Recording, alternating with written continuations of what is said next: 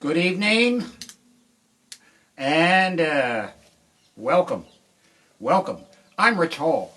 This is a technological first. I have no idea if it's going to work. I guess that's what everybody says when they do these ham-fisted things. It's, gee, I don't know if it's going to work or not. I don't really care. You may be better off if it doesn't work. Trust me. So thanks. This is my shed. This is my lovely shed. I'm in London right now. However, we probably have people watching from Montana, maybe Australia, from all over. So, how are you out there? And thanks for tuning in, because I don't have to tell you it's rough, folks. I don't have to tell you it's rough. I know a lot of people think, oh, comedians, they got it made, you know. Why are they suffering? Yeah. Well, they are, and that's why. If you'll support this Heckle the Virus. It's a crowdfunding source to, help out comedians less fortunate than me. And comedians who are struggling. So just go to Heckle the Virus. I don't really know if heckling a virus is going to work. If all the modern research can't really stop a virus, I can't imagine heckling it is, who knows. Maybe you just yell at it. Hey, heckle. Fuck you. Heckle the virus. Fuck you, virus. Ladies and gentlemen, please welcome, all the way from Wuhan, China. He's been killing on cruise ships. It's the coronavirus. Boo. Get off. Bleach him. Fuck you. Fuck you, virus. Bring out Mickey Flanagan. Mickey Flanagan's funny. Frankie Bola. Bring out Frankie Bola's funny. You're not funny. Bring out Ricky Gervais. He's funny. Whoa. Let's hear what the virus has to say. Right. In lieu of an audience. There you go. I was never a big fan of the rim shot. I think it was a very prehistoric way of signifying to an audience that a joke had been told. But now it's pretty important, because I'm getting nothing from anyone. This, that. Now I know why that was important at one time. So thanks for joining in, and please support Heckle the Virus, and we'll see what happens here tonight. There's going to be some carnage up and down these frets, I can promise you that. A lot of country music, a lot of fans out there in Montana looking around at 1 o'clock in the afternoon and watching, and I appreciate that. And people here, cheers. I'm just going to get hammered throughout this, and you can just watch a man's self-esteem slowly dissolve on camera. Then I'll go home and delete it, and we'll forget this ever happened. I've been playing country music in Britain now for absolutely no response from anyone, and that's because Britain doesn't really embrace country music, Britain, I'll tell you why. Country music, it's most of it is shit. Most of that giant hat-wearing, diabetes-inducing treacle that drips out of Nashville radio stations. I'd like to have a beer with Jesus. No, Jesus doesn't want to have a beer with you, okay? Don't record that. And I think Brits, they understand that. They speak better English. The vernacular for country music doesn't really lend itself to a British audience. Many of you remember this great song by the late Gusty Crosswinds. You know this song? It goes like this. I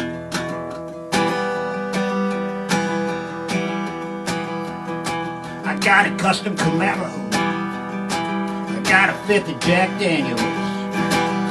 Cruising down a 4-lane highway, listening to ZZ Top. Ever since I jumped bail, I got the DA on my tail. He's never gonna catch me, I'm too fast. That's a fact. Guess that's why they call me Trailer Trash. Okay, I'm gonna translate that into English. I got a bespoke saloon motor car, 757 milliliter Tennessee bourbon, cruising down a dual carriageway, listening to ZZ Top. The director of public prosecutions is keen to interview me. He's never gonna catch me due to the size of the engine underneath my bonnet.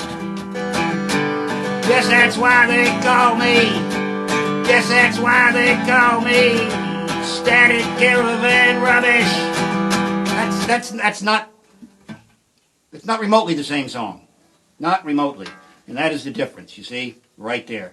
America, we celebrate Jesus and guns and beer drinking and going out. And people in Britain, stay locked up. Stay locked up. Be safe. Americans, let's take some sub-automatic rifles to the courthouse and demand that Applebee's reopen. Please? Can we do that? Boy, there's going to be a war. I'm not going to get political tonight, ladies and gentlemen, because I'm in the corner of the shed, and my anger would just, it would just run around the room and ping pong and bounce back off of me, and then I'd get even angrier and drunker.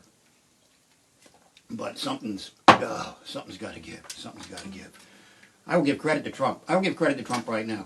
I think the man was on to something when he tweeted like last November about something called Covfefe. C-O-V-F-E-F-E. What was he trying to say? What was he trying to say? Was he trying to tell us even back then, but with some limited spelling skills, it should have said COVID, but it came out Covfefe. Fair enough. He was half right. Something came along, and he saw it coming. And that's a bit Nostradamus scary right there.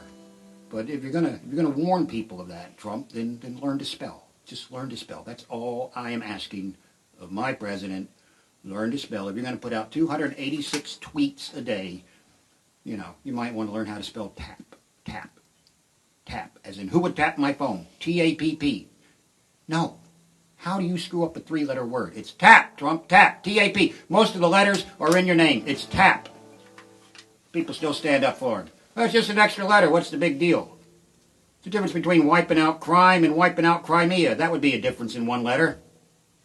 One letter means that black olives matter. There's a lot of difference in one letter. That's all I'm saying. So, who knows when this is going to... This is my last shirt. I'm down to my last shirt. I'm currently in day 53 of my cowboy shirt hostage crisis. They're all at the dry cleaners, and I can't get to them.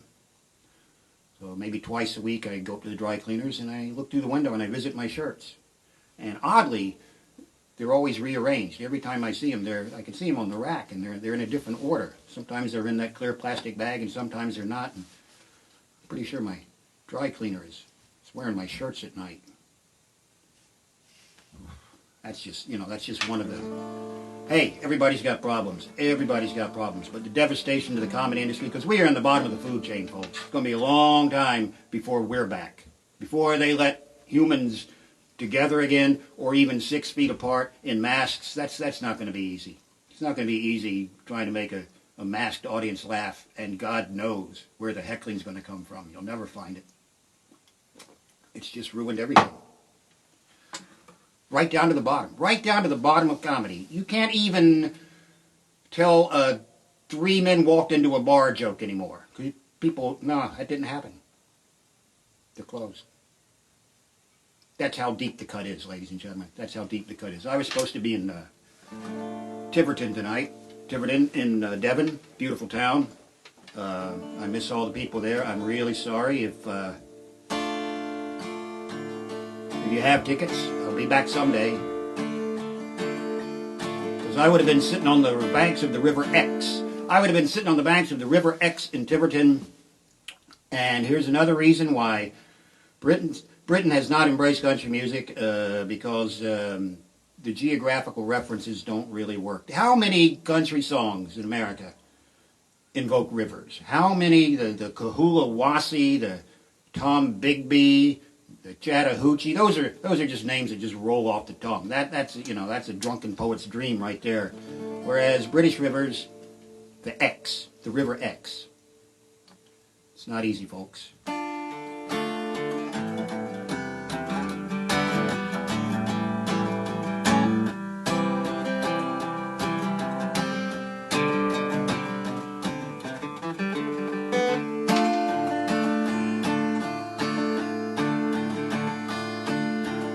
Roll, roll, X, roll on, dribble to the middle of the sea. You can cast your net, it's a very safe bet. A tire and a shopping trolley is all you'll get. Roll, roll, X, roll on, dribble to the middle of the sea. You can cross that bank with a very short plank, for a sliver of a river is she.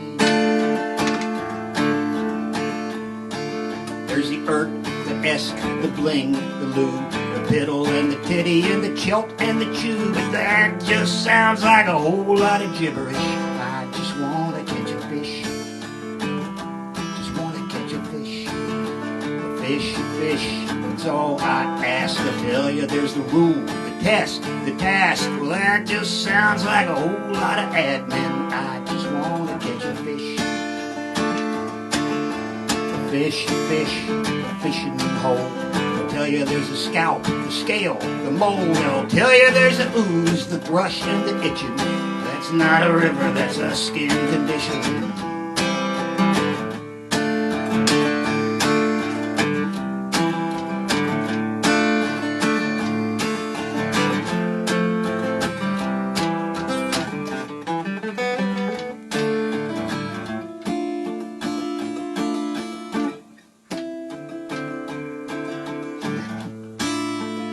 I have to do my own guitar solos. Pathetic.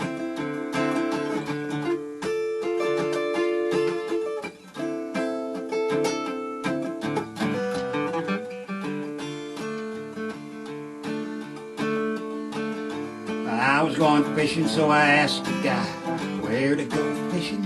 He said, why? I said, why? I like fishing a lot. He said, no, the why. It's a river, you twat. I said, thanks for the tip, my friend. I'm going fishing. He said, when? I said, when? Right this minute. He said, no, the when. It's a river in Gwinnett. See, the Y is in hay, and the when is in Gwinnett, and the where is up north, but there's no fish in it. I said, wait, did I hear you say there's a Y, there's a when, there's a where? No way. He said, the way runs through Surrey.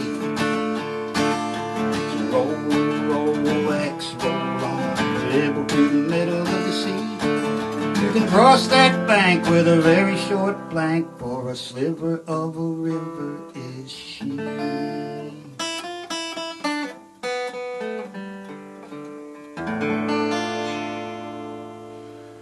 That's going out for all the folks in Tiverton. Tiverton. God bless you, folks. I miss... Never thought I'd miss touring, folks. Never thought I'd miss those motorways and services, but look at me now, ladies and gentlemen. Pushed into a corner. Pushed into a corner. So thanks for letting me do these songs. I'm going to change your mind about country music. If you're not a fan of country music, well, you know, so many of the greats are gone. But just download Willie Nelson. Download Willie Nelson. He's still kicking it. The man could be 80, he could be 106, nobody knows. He's a man of indeterminate age. But he has a voice like velvet and an old beat-up guitar, and the most philanthropic musician in the world. If a town in Texas blows up in a fertilizer explosion, there's Willie, showing up in his smoke-filled bus to do a concert, raise money, and get the town back on its feet. Farm aid every year. There's Willie doing farm aid, helping all the beleaguered farmers. And somewhere, Bono squirms just a bit on his self-righteous cross. You know what? This is not a good time to be a celebrity, folks. Celebrity is anathema to what's going on. I will not be singing Imagine tonight. I don't know that helped. I didn't know who Gal Gadot was until I saw that video, and now I realize she's Wonder Woman. And I was wondering why that woman attempted to do what she did and drag in all these people in their big expansive homes and showing off, and just Jesus Christ, folks, come on, really? Didn't they already murder Lennon once? Is it necessary to do it a second time? Really? I don't think so. Don't be showing your stuff off, folks.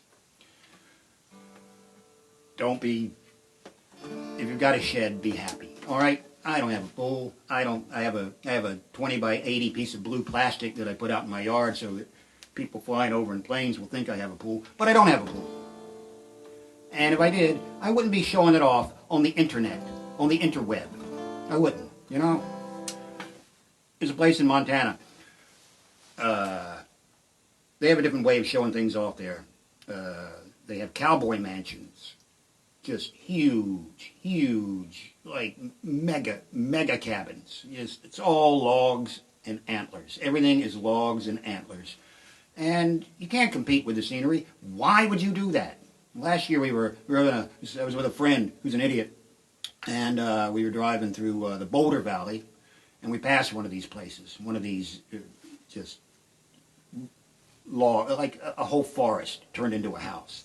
God knows how many trees they killed. And I said, God, look at that place. And my friend says, yeah, you know who lives there? That fashion designer, that men's fashion designer lives there. And I went, which one? And he went, I don't, the big one, the big name. And I said, what, Calvin Klein? And he went, yeah, Calvin Klein. Calvin Klein lives there. He's got a place here in Montana. How far have I come to get away from this creep? How far have I come to get away from the 30-foot fucking Calvin Klein underwear ads on the side of every bus that just pulls up, just 30 fucking feet of just naked man with a big cotton bulge, just a big cotton bulge, and some poor guy sitting in the window has no idea that his head is poking out of some homoerotic quicksand. I got to see that in London, and now I come to Montana, and what am I looking at? Calvin Klein again. So, I don't know, about a week later, we were driving back there. I was by myself, and I just jumped out of my truck and in my underwear, and I just stood there and went, Calvin Klein, hey, screw you, pal, fuck you and your 30-foot bulge and your house. And some guy drove by and he said, what are you doing? And I went, I'm just yelling at Calvin Klein. And he said, why are you in your underwear? And I said, I don't know, I just thought it'd be funny. He said, are you sure that's funny? Well, I could end up on the internet. Why would you do that? And I said, I don't know. Will Ferrell runs around in his underwear in every film, and it's hilarious. And the guy said, well, there's two things. First of all, you're not Will Ferrell, and second of all, that's not Calvin Klein's house. It's Ralph Lauren's. So, that's out there on the internet somewhere. Yeah. I forgot my point. Something about showing off. Yeah. You just can't show off. Not in these days. It's not good, folks. All right, what do you want to hear? If you have requests, I won't do them because I can't really read the screen from here. There's a lot of thumbs floating up on the right of the screen, and on the left are text messages from, I don't know. I got a request from over the summer from my friend Sean Devine, Montana musician, great guy. And he said, Rich, I want to cover one of your songs. This is at a show we were doing last summer. And I said, which one? And he says, he told me the song. And I said, I don't know. I've never played that song on guitar before. And I only ever played it on piano. So I've rearranged it. And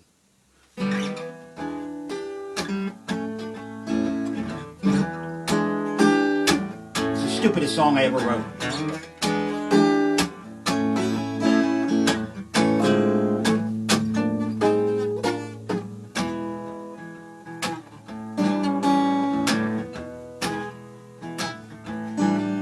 I've got a George Foreman grill. Got a George Foreman grill. I got a George Foreman grill. If you won't cook my dinner, George will.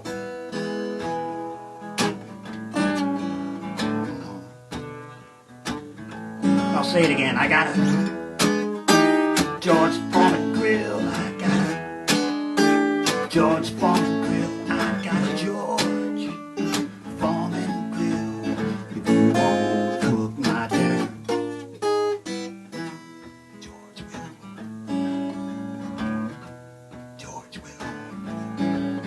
He was a master of masters in the sweetest science. To you he's just a name on a kitchen appliance. How can you be so stupid? How can you be so dumb not to know that George Foreman was as mean as they come? I got a George Foreman grill. I got a George Foreman grill. I got a George Foreman grill. If you won't cook my dinner.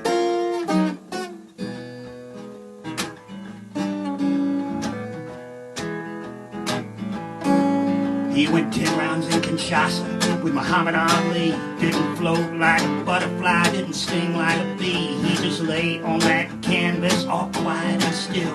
He was dreaming up the plans for a cheap sandwich grill. When you fight for the glory, bring me to your knees.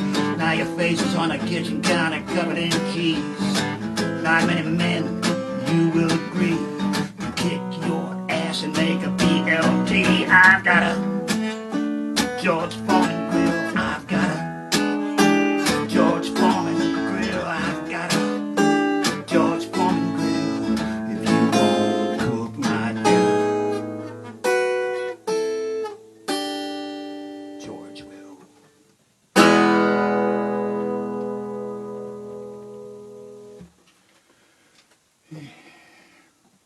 Cheers. That was an oldie. That was an oldie. I wish I had some advice. Wish I had some advice to give people to get through these times. You know, as a comedian, as a wizened comedian, I've been around. I've you know, I've had a career in at least 2 different continents. I've had a great time coming to Britain. You know, I left the U.S. following some botched face surgery and hair implant disaster, and I came over here to, you know, to recuperate and started a whole new career. I was just getting by on my looks in America. To be honest, it was my looks.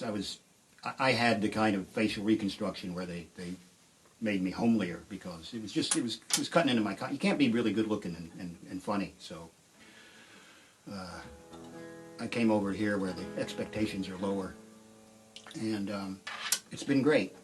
But I look back sometimes and I think, you know, you see so many comedians and they're coming out on stage and, hey, my roommate ate all the pickles.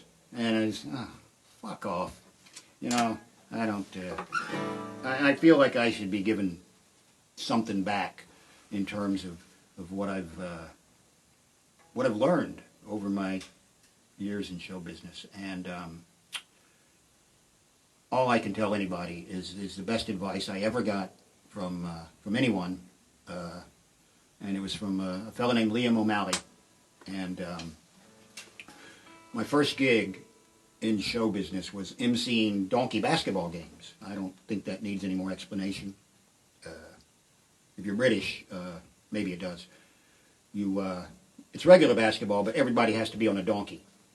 So you have 10 players, 10 donkeys, and the donkeys are running up and down the court and crapping over everything, and sometimes they run out into the parking lot. Mayhem, it's hilarious. It's just hilarious. And somebody had to call the game. Somebody had to announce the games, and that was my job. My job was to sit at the announcer's desk, do the play-by-play, clean up the mess afterwards, put the donkeys back in the trailer, give them 50 pounds of feed corn, and move on to the next gig.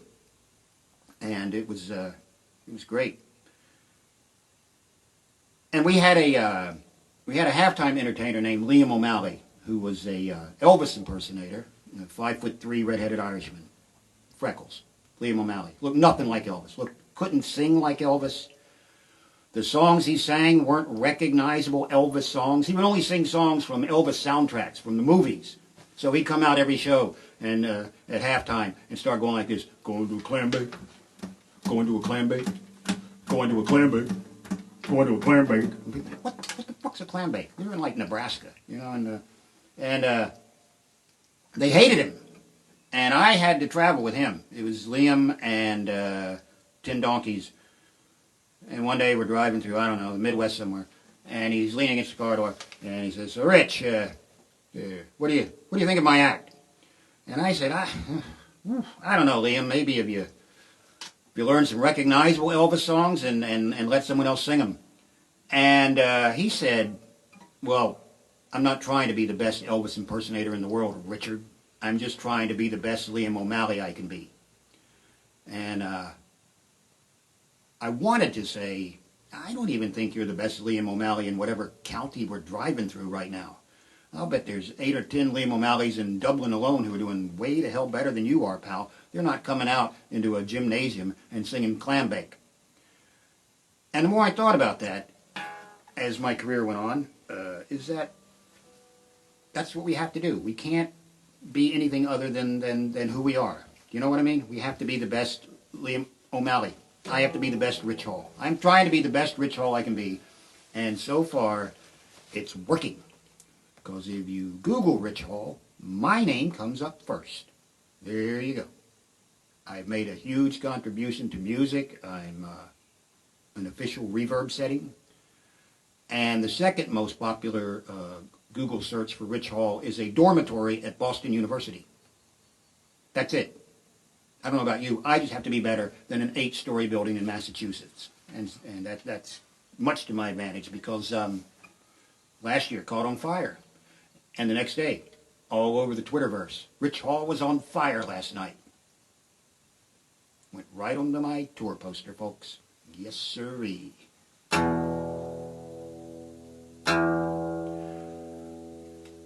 have another theory about why Brits don't really like country music. They don't have the right country names. Brits don't really... Nobody's going to buy an album from Thurston Pifflewhite. That's just not going to happen. There was one Brit had a proper country and western name, could have been a huge star. But fate intervened. This is called the Travis Perkins story. Travis Perkins was the son of a builder. Daddy's advice was all too familiar. He said, life is hard, son. Work is tough. Do 95% of the job. That's good enough. Few loose fixtures. Missing door. Son, you always got to leave the people wanting more. In other words, son, keep it sloppy. But it didn't heed his dad's advice. He said, I want to see my name in lights. I can picture myself on a Saturday night at the Grand Ole Opry.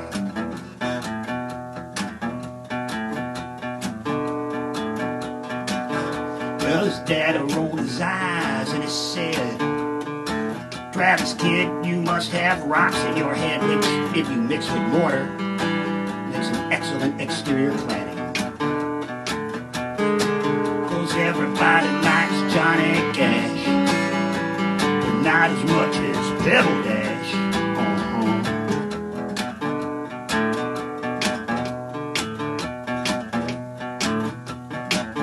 So he didn't heed his daddy's words. He just played that old guitar till his fingers hurt. Moved to Nashville, Tennessee. Bought himself an old jalopy. He'd drive around with his guitar, playing every roadhouse and bar, till the night he finally found himself on the stage at the Grand Ole Opry. Sounded like this.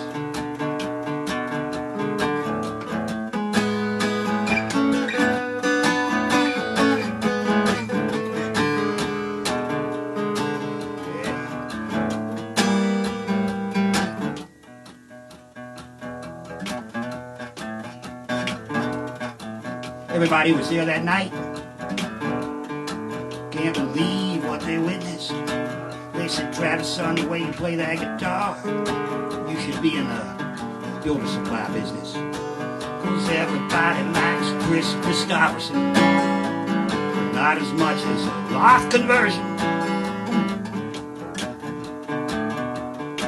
I wrote that rhyme and I had to take a nap. So we never saw his name in lights. but you can see it at building sites. Yeah, where the men are working. You'll see the name Travis Perkins.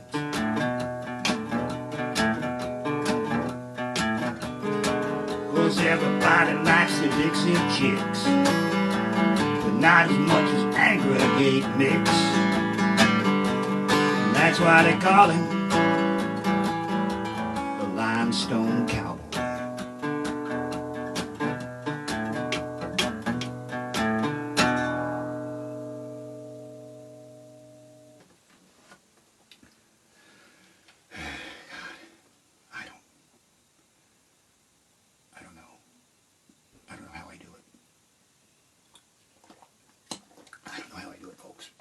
Be the best you can be.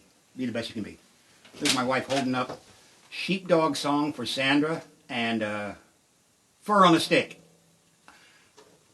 Listen, thank you. Thanks. That's my lovely wife. That's my wife running up with requests. All right, great. Thanks. It's working. Heckle the virus, people. Heckle the virus. And, give him some money. Give the comedians some money. Come on, help them out. Help them out. So anyway, what was I talking about? Liam O'Malley. Yeah. I'll be back in Montana, hopefully next month, and I can't wait. It's just a different place. If you're still out there watching, thanks. And if you're an American and you go to Heckle the Virus and it asks for pounds, send them some produce. Comedians love produce. Comedians, potatoes. Just give them potatoes. They love it.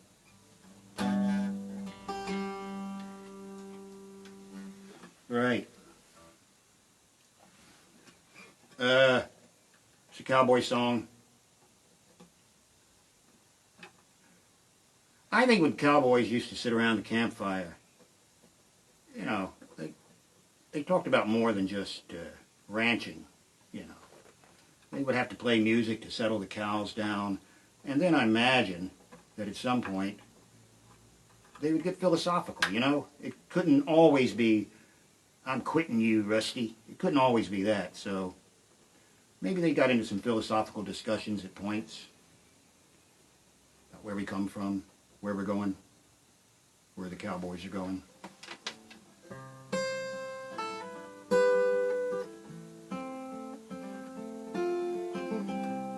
This is called Atheist Cowboy.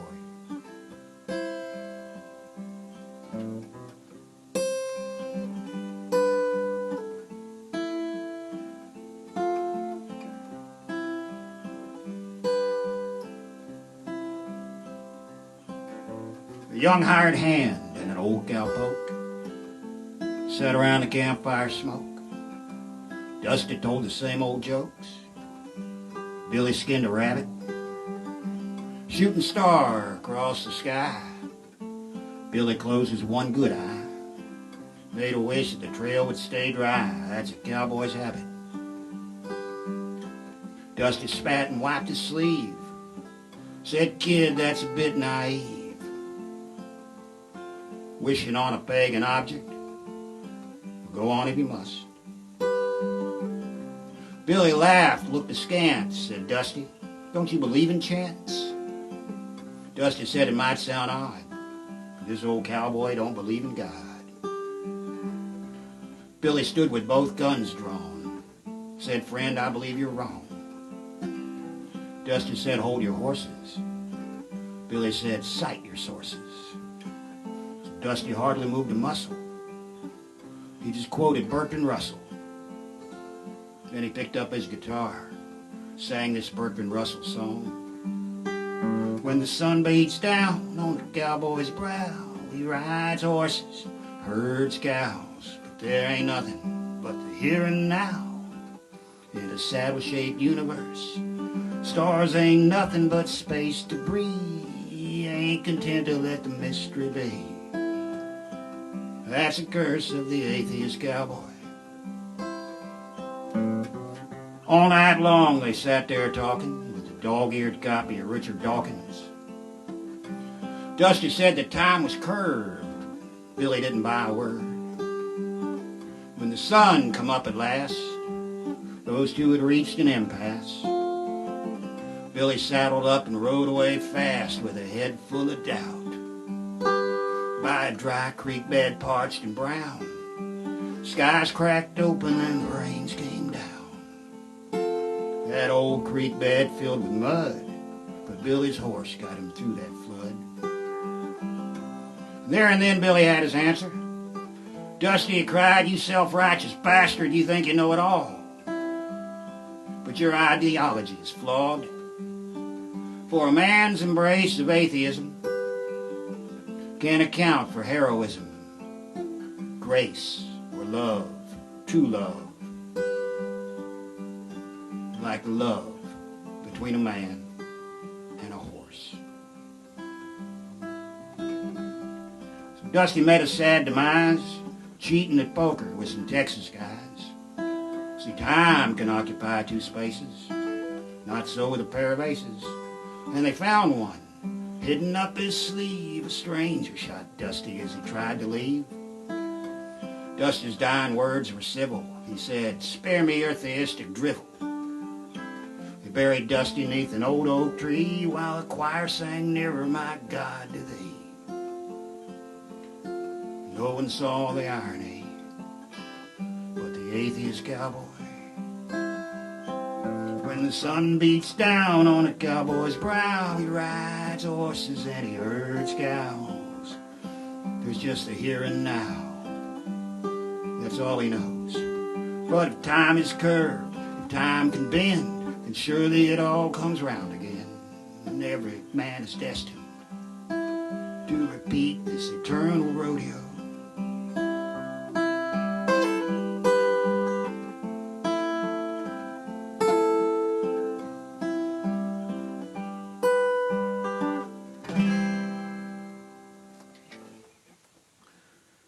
Yeah, there you go.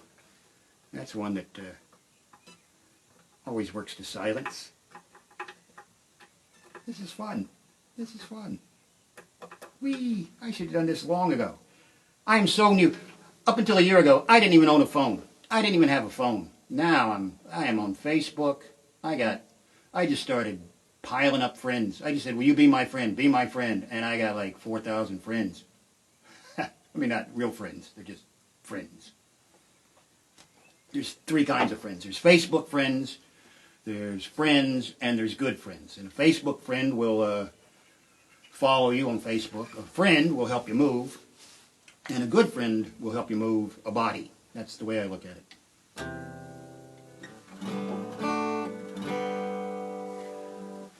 What should we do? What should we do? All right, here's a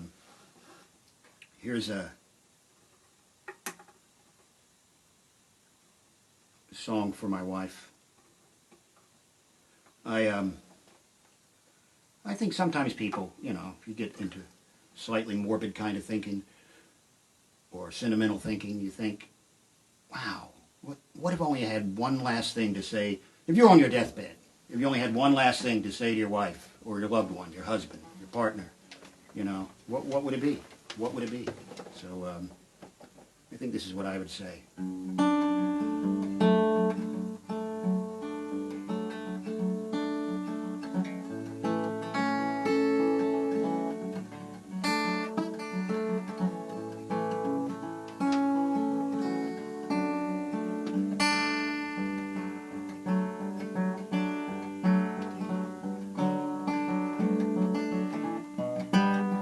I ain't scared of dying. I ain't scared of lying in that cold, cold earth. I'm just scared when that day comes, honey, you'll go and do something dumb and sell my guitars for what I said they're worth. I've lied about my drinking, and I've gone and shaved a few years off my date of birth. But those are lies, honey, they're small. The big one is on the wall. Don't sell my guitars for what I said they're worth. I probably said, why, these old things, just some planks of spruce and cedar. When I'm gone, they'll make a useful feeder for the birds. But I squandered our kids' cottage fund on this here Martin 41. Don't sell my guitars for what I said they're worth.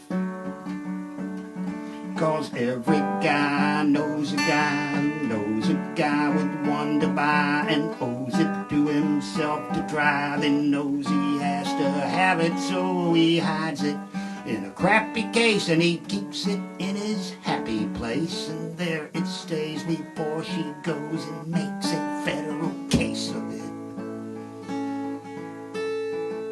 Honey, don't forsake me when I'm buried. I couldn't take the ridicule and mirth. If you went and sold a holy grail for $15 at a garage sale, I'll rip this coffin nail to nail. I'll track you to the gates of hell. I'll follow you, honey, to the corners of the earth. If you sell my guitars for what I said they're worth. If you sell my guitars for what I said they're worth.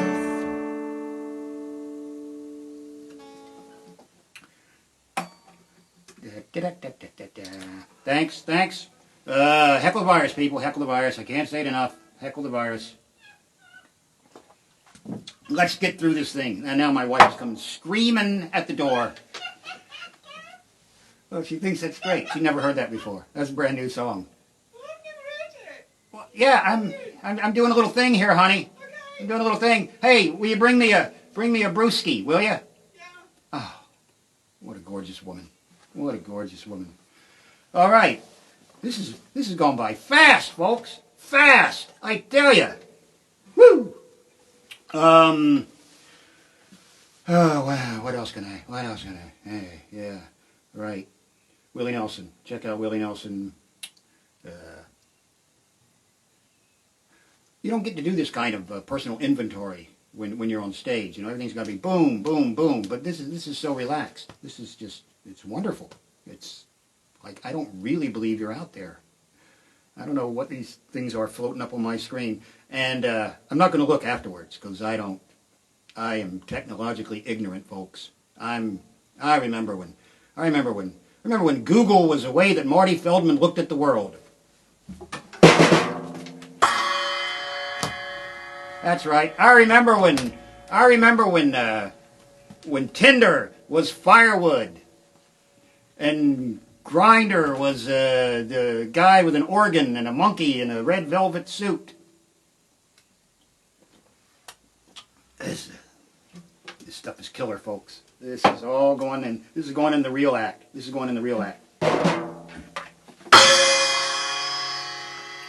I'm going to keep this. I like the old school comedy, the rim shots, and this is Britain in a nutshell.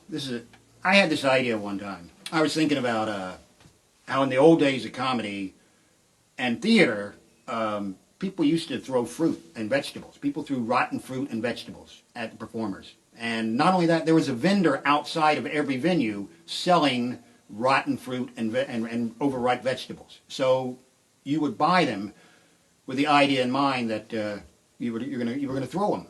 And no man can have an overripe tomato in his pocket and not use it. So it didn't really matter, I suppose, if you were doing well or not. If they had stuff in their pockets to take out and chuck at you, they're going to do it. They're not going to waste money. So I had this idea that I was going to bring it up to date, and I was at the Bloomsbury Theater, and I brought all this plastic fruit, which is worse than rotten fruit. I brought plastic fruit, and I just passed it out to the audience.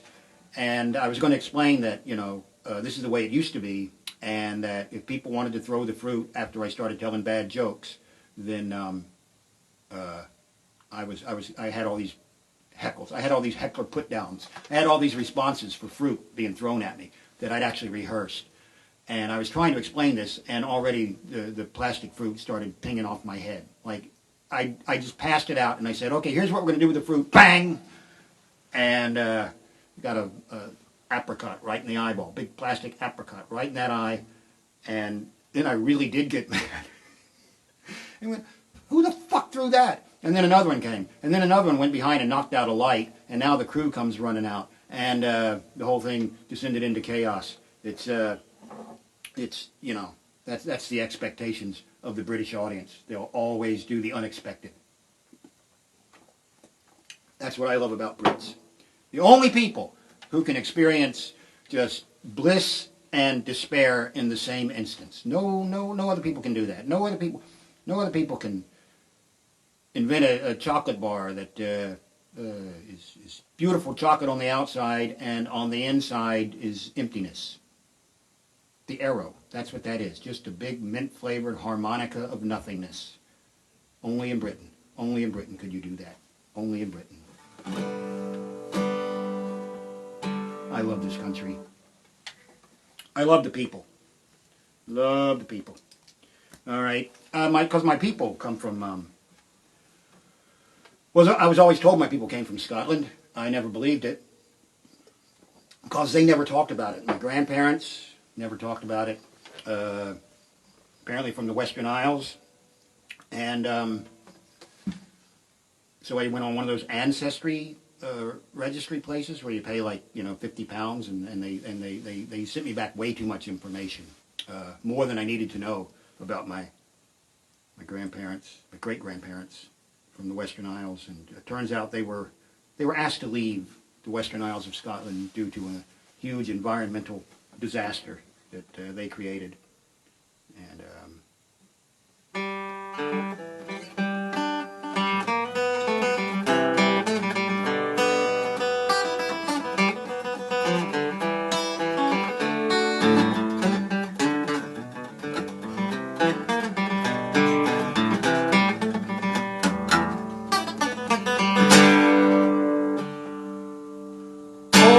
God, it's a gorse fire. They say that the devil fans the flames.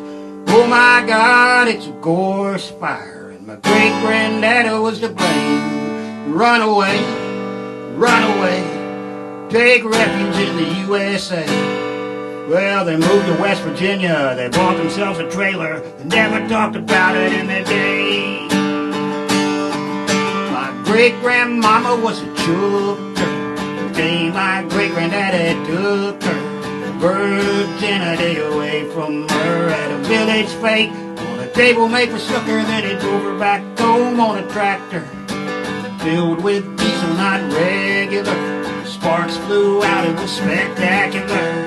Set fire to half a bin bacula. Oh my God, it's a gorse fire. Say that the devil fans the flames. Oh my God, it's a gorse fire. Great-granddaddy was to blame. Run away, take refuge in the USA. Yeah, they moved to West Virginia, they planted on some zinnias, they never talked about it in their day.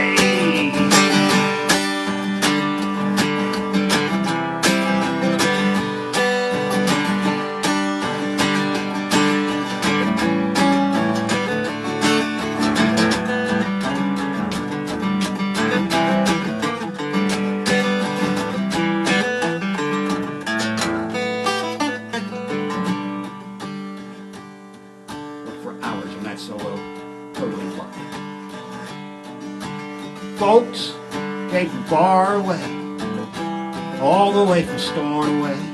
See all the vegetation burned away. The smoldering feet, they stamped their feet and they cursed my family to the heavens. My great-granddaddy and his brethren. Now these days I'm a big celebrity, but the hall ain't shit in the heavens. Oh my God, it's a gorse fire. Say that the devil fans the flames. Oh my God, it's a gorse fire. And my great-granddaddy hung his head in shame. It was back in 1933. Left a big stain on my ancestry. Sometimes I wish I never looked it up. My family tree is just a burning shrub. Sometimes I wish that I never looked it up. My family tree is just a burning shrub.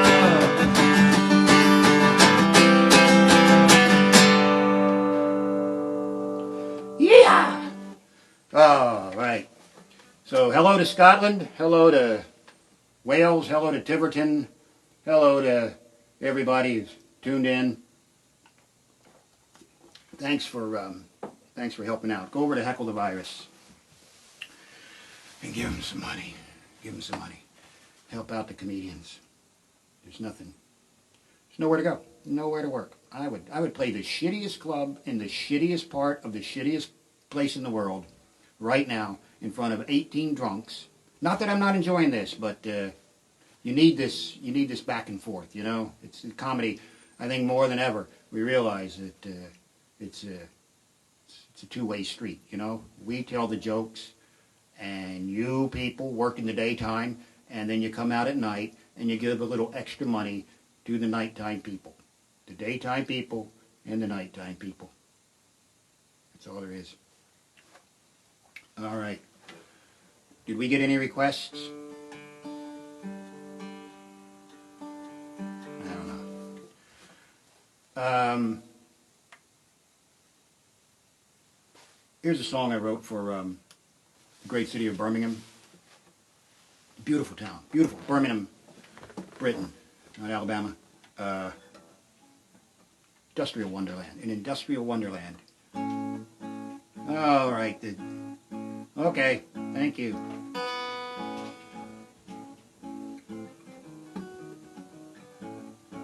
This actually happened to me in Birmingham.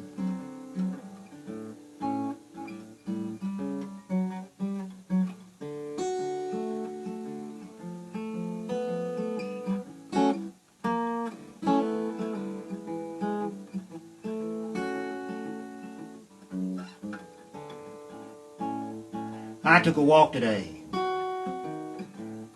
down a British waterway, and don't you know, I was standing on the shoulders of the giants of industry and science. I felt appreciation for all the men and women who have built this nation, and in that moment of inspiration and awe, I saw an inflatable sex doll floating down an old canal.